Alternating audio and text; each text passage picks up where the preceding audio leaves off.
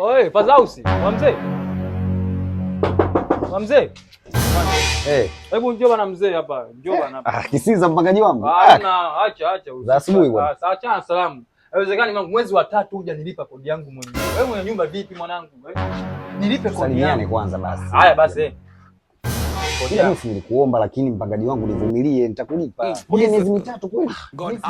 Nilipe kodi yangu. Nilipe kodi yangu. Wewe mwenye nyumba gani? Mbona wapangaji wengine unawalipa? Mimi mbona hawalipi? Sasa hicho ndio kinafanya mimi nisilipe wewe kwa wakati, kwa sababu namlipa mpangaji mmoja.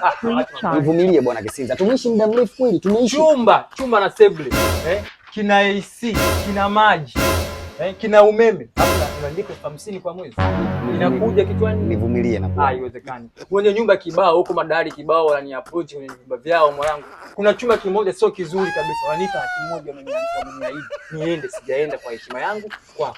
Niipe mwanangu hiyo kodi bwana. Nivumilie basi siku 3 nitakulipa kodi yako. Siwezi mwanangu. Mimi nilipe hiyo kodi mimi niondoke. Mpangaji wangu Kisinza siku 3 nivumilie nakulipa. Nyumba jao kweli. Wewe nilipe hiyo kodi mwanangu mimi niondoke.